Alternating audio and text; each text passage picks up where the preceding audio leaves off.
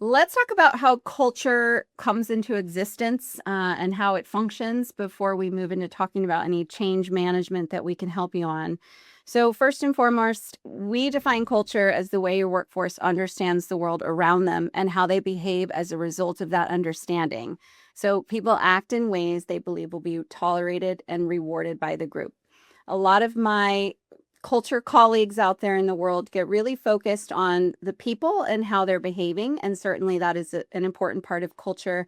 But we have to keep in mind that because behavior is sort of dictated by what people believe the group or the employer will tolerate or reward, we can't miss the opportunity to really understand what role the organization is playing in the culture, what the organization's doing that facilitates the opportunity for bad behavior to occur. So we look at culture through what we call the oil model. And when there's a lot of synergy in these three areas, then you have a nice, strong culture. When these areas are not aligned, that's when the culture can be broken, even toxic. Certainly, it's working against your goals and your competitive advantage in having a good culture. So the organizational behavior is about your processes, your systems, how the organization behaves as an entity. Certainly everybody's behavior from top to bottom matters, and how leadership talks about culture and what they're doing towards culture certainly matters as well. So let's look at an example of this. This is a true story. We went in to work with a client who was looking for a high performance culture. That's what they told us in our first kind of kickoff meeting. And I remember they said that. And I immediately said, well, what does a high performing culture mean? What does that look like? And they all sort of looked around to it. Well, I think it's collaboration. And yeah, I think it's probably good communication. And clearly they had not defined high performance. And they were also tolerating bad behavior, bad performance. They were tolerating a culture of bullying. And it was kind of a machismo culture of hazing each other and things. And they weren't encouraging or rewarding high performance. So move over to the individuals. The individuals understand what will be rewarded and tolerated. So there was, in a way, a high competition to achieve high performance because there was a perception of what that meant, but no clear understanding. And people felt like, well, if you're a high performer, you get promoted.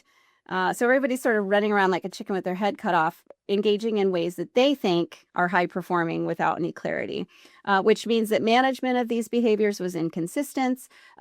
Certainly, as many people feel, low pay for too much work, and then there's this bullying and hazing going on.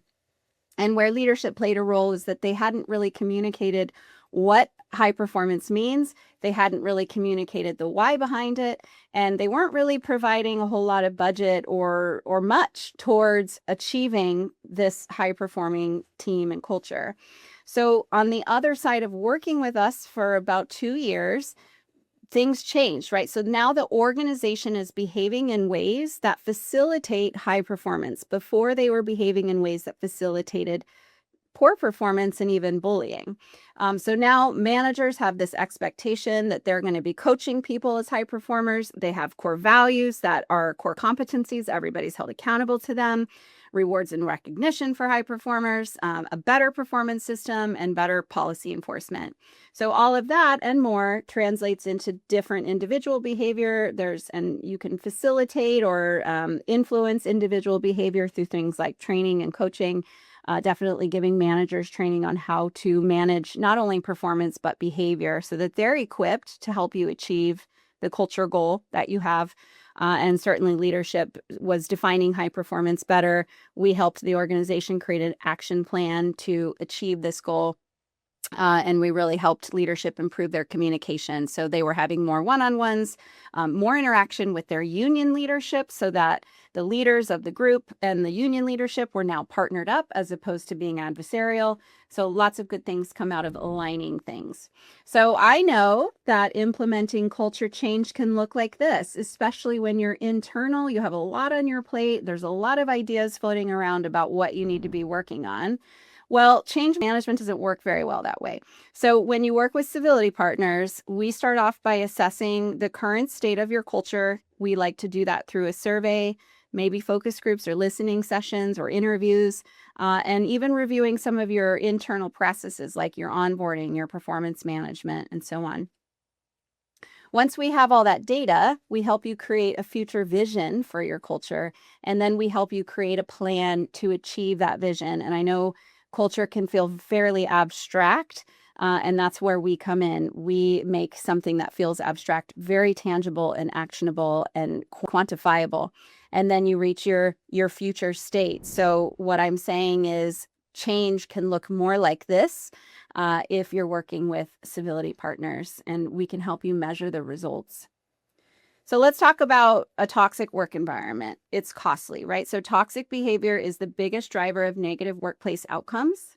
So if your employees are experiencing burnout, for example, it's not a personal problem. It's likely due to their work environment. They're overworked for less pay or underpaid. They have inefficient processes or a toxic leader, right? So the burnout is coming from the employer, and it's a cost to you.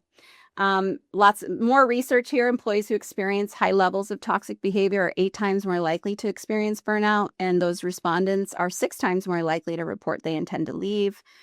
We all know the cost of turnover is expensive. MIT has a take on it that if you're entry level and you leave, you're costing the employer 40% of their salary. A mid-level person leaves, the cost of that is 150% of their salary, or high level 213%.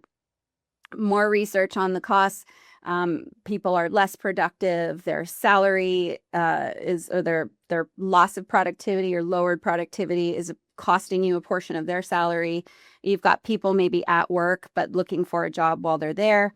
You've got people on the receiving end of incivility are decreasing their work. They're losing work time. They're not committed to you. So the costs are very real.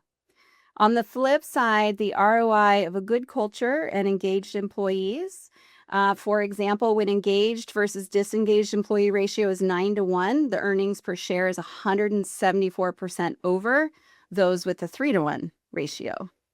High levels of engagement result in a 19% increase in operating income and 28% growth in earnings per share. And quite simply, engaged employees outperform disengaged employees. It makes logical sense that an engaged employee is giving you their all versus a disengaged employee who's at work but maybe not really working. Another set of research here, companies with employees in the top quartile of engagement versus the other quarters, or the other quarter and the other 50%, 41% lower absenteeism, 70% fewer safety incidents, 20% higher sales, and 21% higher profitability. So the research is very clear. A good, positive, thriving, respectful workplace has value and ROI versus allowing negative behavior to continue. That's damaging your organization and your bottom line. Culture can and should be a competitive advantage, and we're happy to help you get there.